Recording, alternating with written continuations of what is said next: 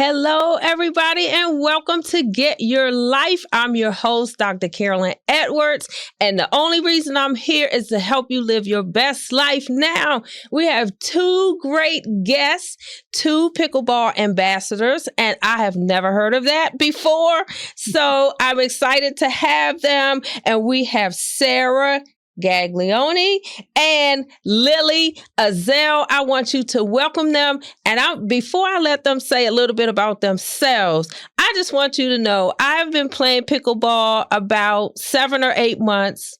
Good 7 or 8 months. I had took a senior clinic. And just seeing the people that are out there, the different ages, the variety. I played with someone 8 and I played with someone 85. So welcome our guests, Sarah and Lily, and tell us a little bit about how you got into pickleball. Oh, wow. Well, first, thank you so much for having us so here, welcome. having me here. This is just such a treat because Community News has been so a part of the whole advocacy journey that we've been trying to get courts here. So Yes. to be here at this point with all of the infrastructure that has occurred over the last couple of years is just really exciting. So thank you for having us. And I'm so excited that you started 8 months ago. Yes. I started 10 years ago in Big Sky, Montana. Wow. It's where I learned the sport. There were USA Pickleball Ambassadors that brought the sport from California to Big Sky, Montana, where I live part of the year. Learned it there, fell in love, came back to Miami, and there was nowhere to play. My first sport was, that was the first sport I ever played. A truly competitive sport. Me too. Okay. So I fell in love. I competed the first time in Billings, Montana, in the middle of nowhere, and got gold, and then got hooked. Then I went and I competed in Coeur d'Alene, Idaho, the home of Selkirk, which is a paddle company, and got bronze, and then just got hooked. So you never played tennis or anything? I never played anything. Awesome. Yeah, I was a latchkey kid, which my parents worked very hard. So after school, I'd have to come home and take care of my brothers. Yes. So I couldn't participate in all of the after-school activities that most of the kids do. So I never was able to develop a sport. I've been very grateful, very blessed. As an adult, I got involved in mountaineering. I'm a rock climber, a cyclist, but I never played a sport. And this was the first one I played at 49. Wow. So just got hooked. And now Me too. Yeah. And so I became a USA Pickleball Ambassador probably about 8 years ago to really advocate with our public system, our public courts, our governments, to get courts here in Miami-Dade County. Okay, Sarah. And then I'm coming back to Lily because Lily has an awesome story that she has this big dream and she made me dream bigger. So go, Sarah. Well, how I started with pickleball was for health benefits. Oh. Mine was totally different. The doctor told me that I needed to start moving because I was getting diabetes. Mm-hmm. So I was getting depressed. And this was right after COVID. So I went up to Cape Coral to visit my aunt and uncle. And they say, Sarah, you have to try pickleball. And then I said, I heard of pickleball, but that's for old people. Right. I don't consider and then she goes, Sarah, you play tennis. I know you love it. I hadn't played tennis in many years because I became very involved with my daughter, raising her and everything else. So I said, okay, I'm going to try pickleball. They took me out to the courts, and that's all it took. A paddle in my hand and a ball, and I didn't want to get out of the courts. I was extremely heavy. At not one point when I was playing pickleball I was out of breath. I was enjoying myself, seeing the community because they're not in a senior community. All of us playing, having fun. And also I had my young 24-year-old daughter with me who she has never played pickleball or had a paddle in her hand. And I tried when she was younger to play tennis, but she didn't like it. But when she saw me playing, having fun, she says, I want to get involved. Awesome. So that's all that it took. So then after my visit with my aunt and uncle in Cape Coral, I was like, Lily, I wanted to find a place to play in Miami or in Homestead, where I'm at. And I couldn't find anything. Nothing. Finally, I came across Saga Bay. Yeah. On my way from work, there was Saga Bay Park. I said, I wonder if there's anything there, because I knew there was tennis. Well, there was tennis, but with the lines, for pickleball. Yes. And I said, oh my God. So that was my community, and that's how I started. And that kind of drives me crazy. All those lines. I actually played pickleball on a cruise ship. It drove me bananas because it has the basketball court lines. Yes. It has the soccer lines. It has tennis lines, and then it has pickleball lines. So I want the audience to know, like you said, each person's reason is different, but once you get on that court, you are hooked. Yes. For me, I also never played sports. Nothing. I did. I was a majorette in high school, but never played sports. And I was like, I don't know about this pickleball thing, because what do they call them? The bangers, the ones that slam the ball. They almost scared me from playing.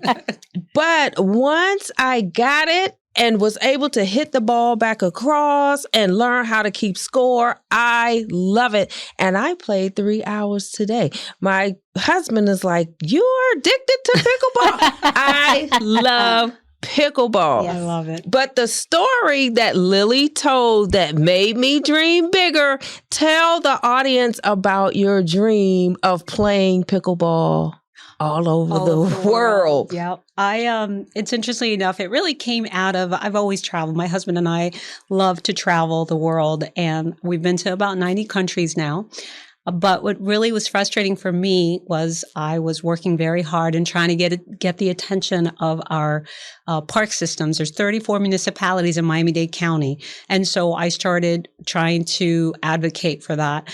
And but they weren't budging. Right. They didn't understand this, what the rest of the country understood. We were probably one of the last counties to really get on board in the state of Florida. So what I said, well, what am I going to do to try to get attention? And I was doing everything. I was doing all kinds of tours and letters and petitions and you name it. But one of the things I decided to do was I bid on a couple of paddles. For one was signed by Anna Lee Waters, who is the #1 player in the world today. She's a phenom. She's phenomenal. And then also Kyle Yates, who was one of the top players that really brought Ben Johns into the fold. So I bidded on these 2 paddles, and I decided that if I couldn't play in Miami, pickleball in Miami, then I was going to go to Antarctica and actually volley and play a little bit of pickleball in Antarctica with the mindset of, come on, we need pickleball courts in Miami. Right. So that was one of the many things that I did. And I love to travel internationally. It's the easiest thing to do. You take your paddle, you take a ball, and I reach out to whatever country I'm in, and I try to play pickleball in a country, and it's a great way to meet the local community. Right. It's part of my travel experience, and so I spent 2 months in Spain. I just got back about a month and a half ago and played in Malaga and in 3 clubs and made some unbelievable friends and contacts. So I've done it in Australia, I've done it in New Zealand, Scotland, and just different parts of the country, Costa Rica, Mexico, you name it. That is amazing. That just inspired me. Like, who has a dream to go play pickleball all over the world? It just made me go home. And I told my husband, I said, I'm not dreaming big enough. I got to get something else going on. This is amazing.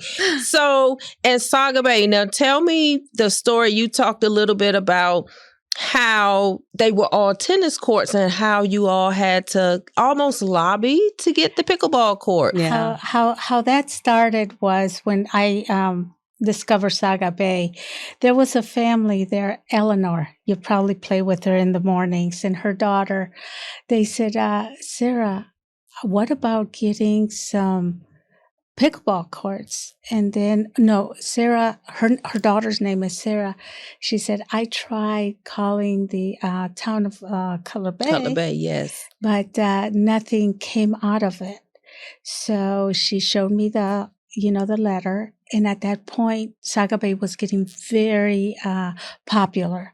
There were people waiting in line for over 2 hours to play. I believe Everybody did their own private courts once they got there.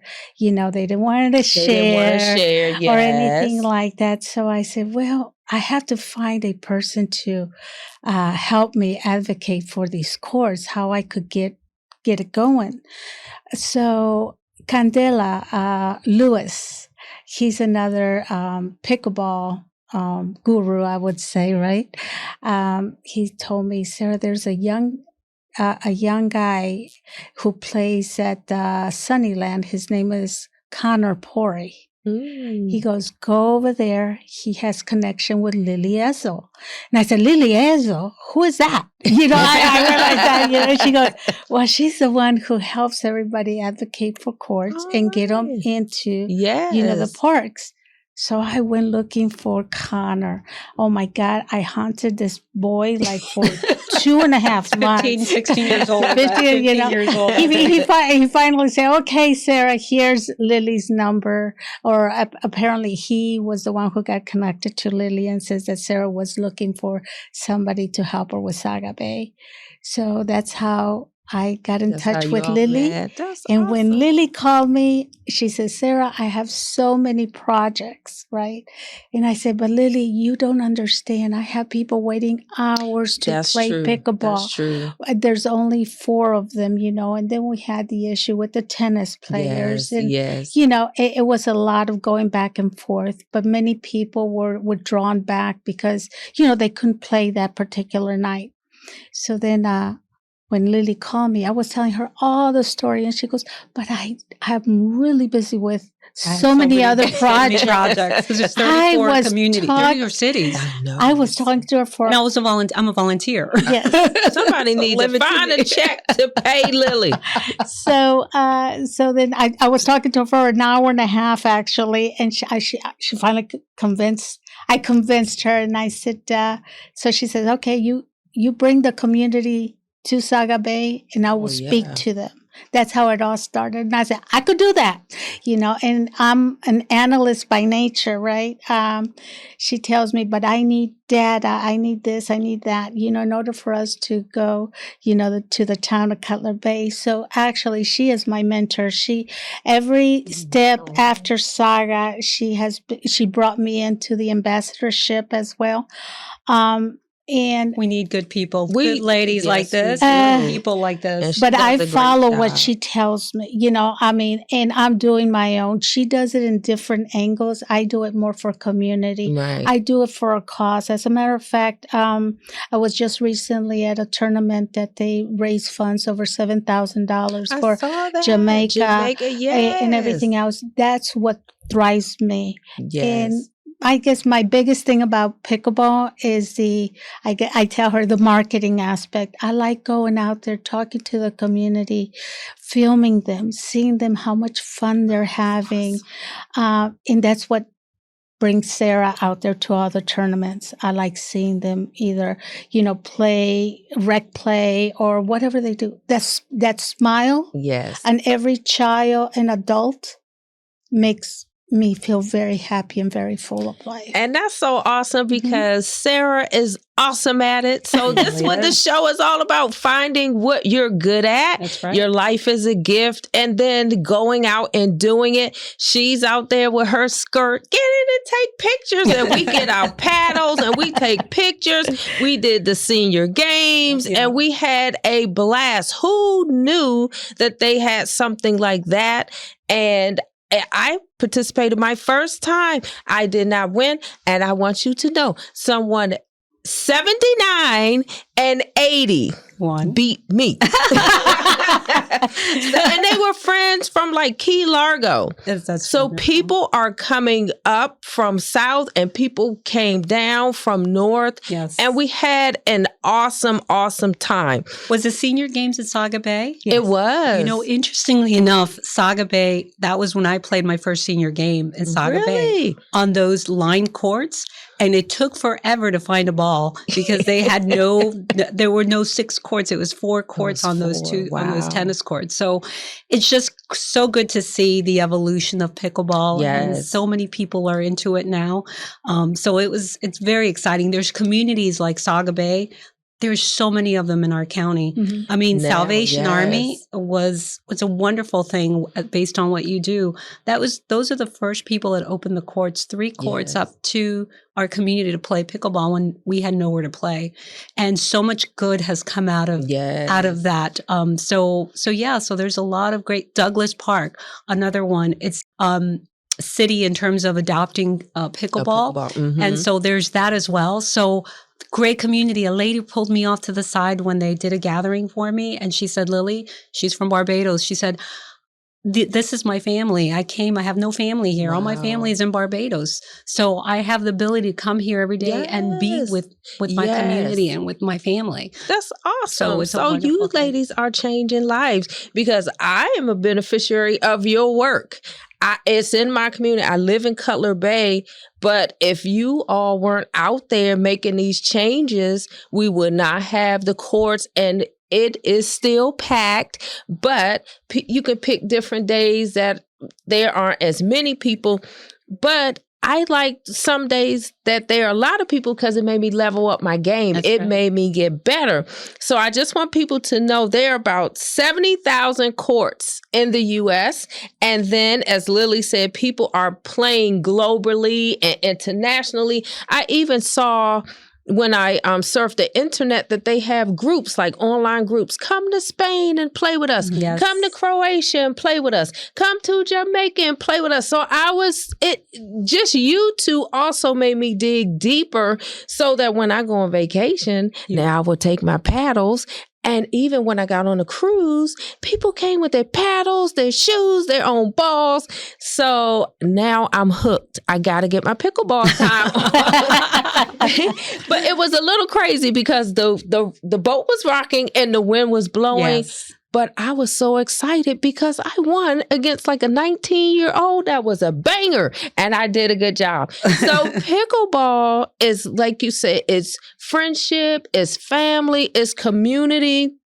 We talked about like the health benefits, some people that are going through challenges. That's also like their physical therapy. Yes. It's like their mental therapy.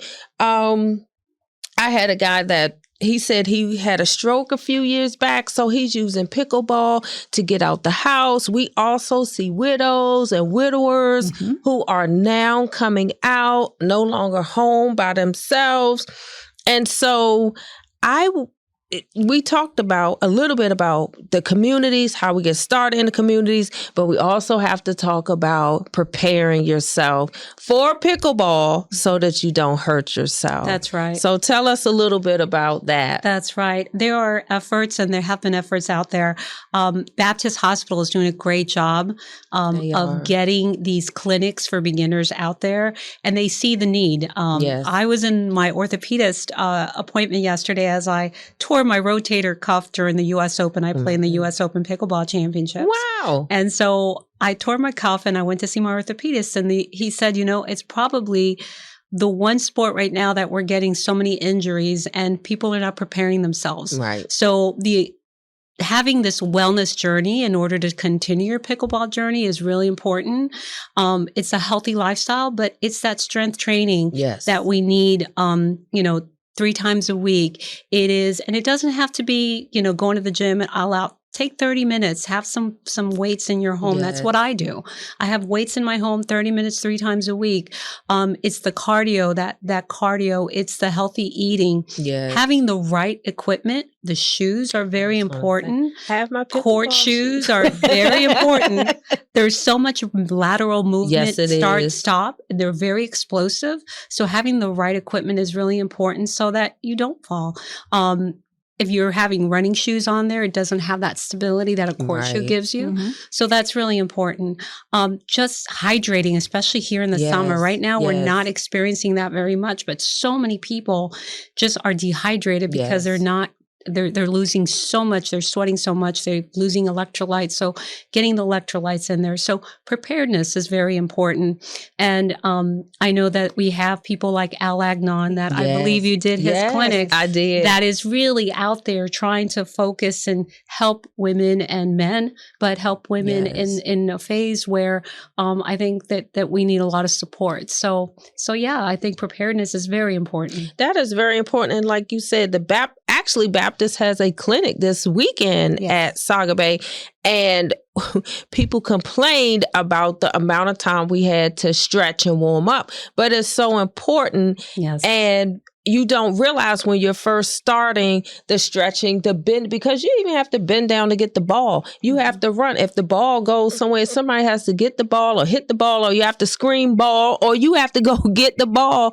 And so you don't think about things like that, bending, stooping, touching your toes, because even if you're not used to that, you can come back up and get dizzy. That's right. Yeah. If you're running and you bend down and get the ball, you can get dizzy. So Sarah, you see us out there and you out there. What are the things that you see that maybe we can do better to prepare ourselves? Well, I think it's hydration. It's number one. Number two is, people like Lily just finished saying, having the proper equipment, like your shoes, your shoes is very vital. Not only your running shoes, but your pickleball shoes, your outfits. I mean, everything to do with wellness. You have to be, at least have some kind of breakfast before you go out there in the courts, your hydration, nutrition, all of that is very important. And I do see that at Saga Bay in the mornings, they bring their snacks, their fruits and everything else, which makes me feel really good because everybody's keeping themselves very hydrated. So what to do? You guys have it all down packed. I know. Saga You're having Bay so much fun. Yes, I'm having the best fun. And they are the veterans. They bring snacks. They bring like electrolyte stuff. Some bring Gatorade. Some bring bananas. One guy always brings fruit. Yes. So we have that part. But can you tell us, Lily or Sarah, any particular like exercise? Like, do we have to lift our arm? Do you recommend? You said weights, squats, or like what muscle groups do we really need to work on? I think I always have a routine when I get to a court to stretch, and it's just bending down. Stretching your quads are really important.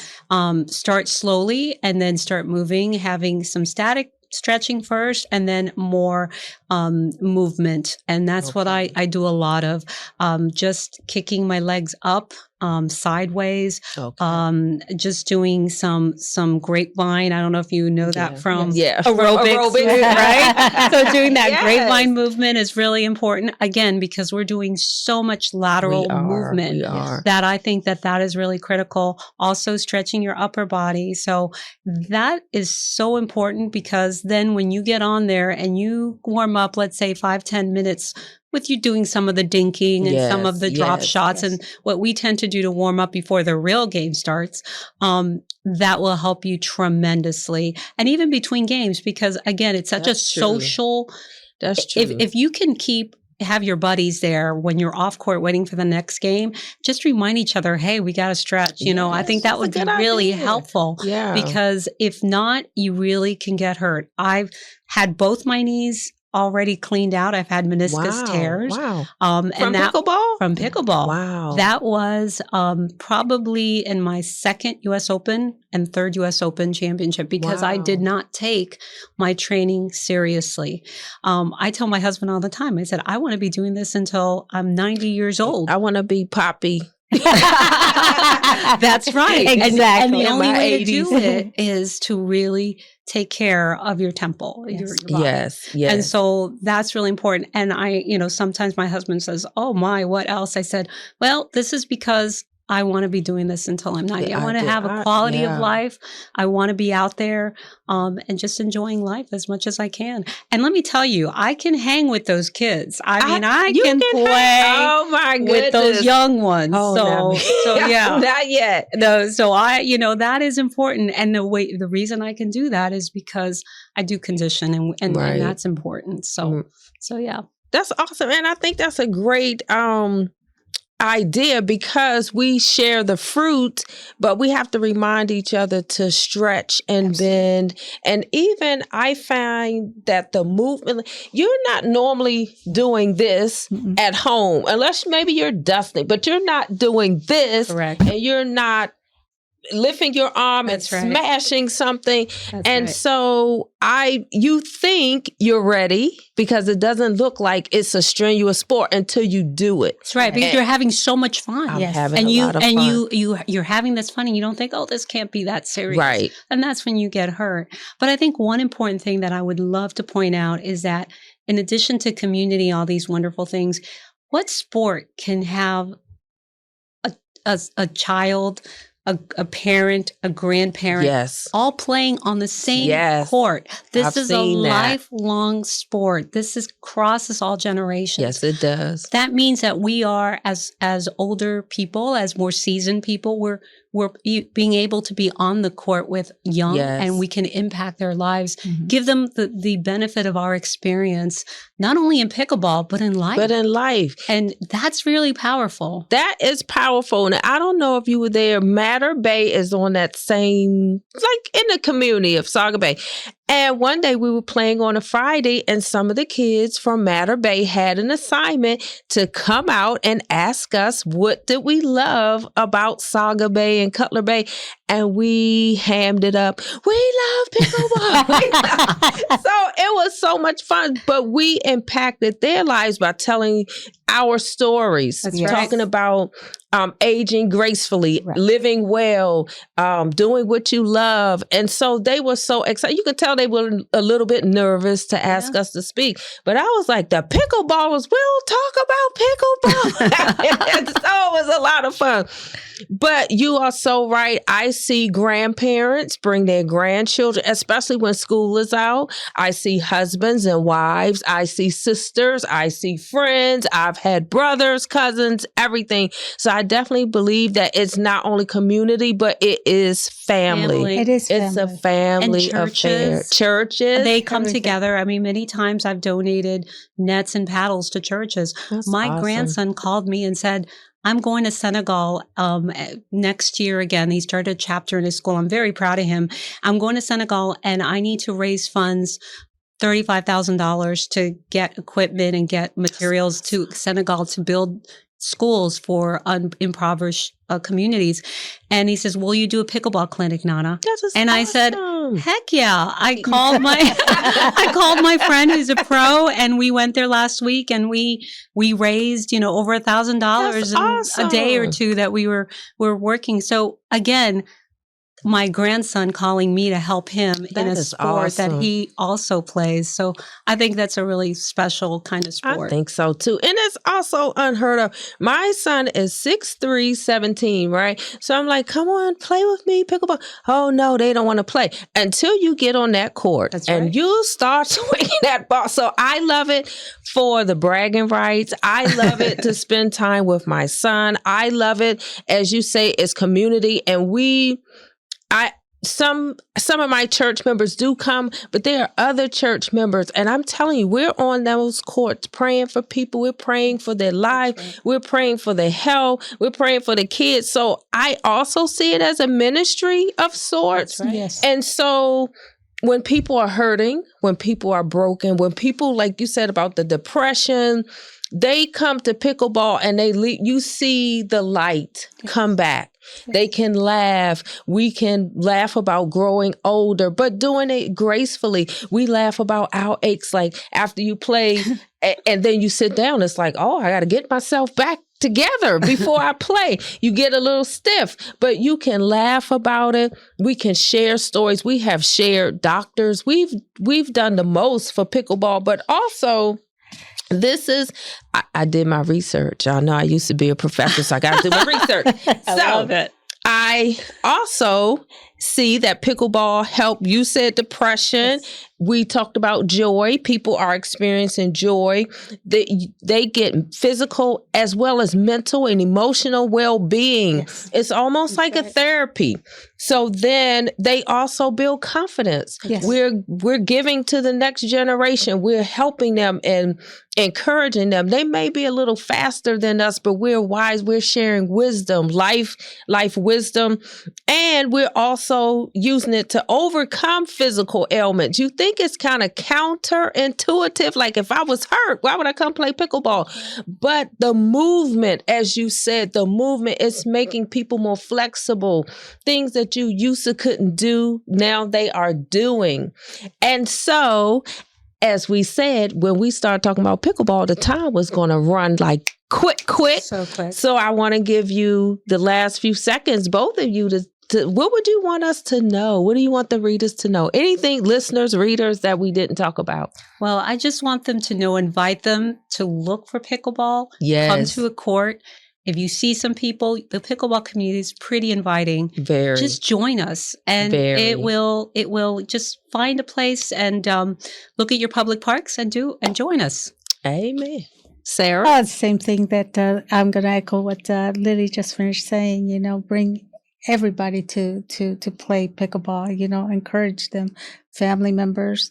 But one of the things I like about Saga Bay, especially in the evening, we talk about the seasoned players, but the younger generation that I have there from 4:30 to probably 10 o'clock, they say, well, you have the younger generation playing there, they are the bangers, they are. And everything else. But I say, no, but come to play with me, because I'm out there with the bangers.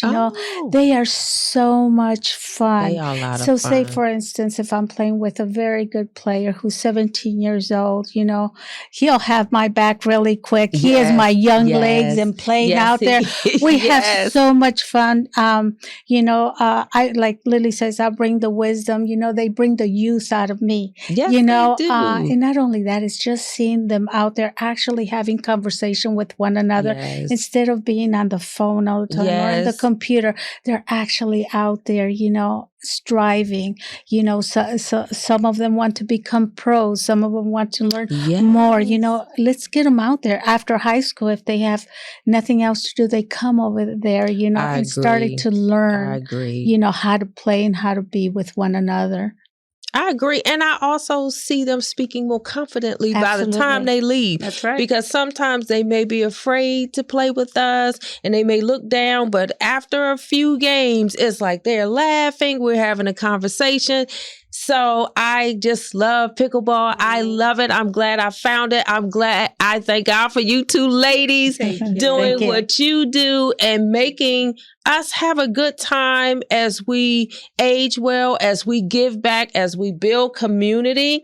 So this is our show. Thank you, Sarah Gaglione and Lily Azel for joining Get Your Life. And at the end, listen to Tamia Johnson's song. It is called Live.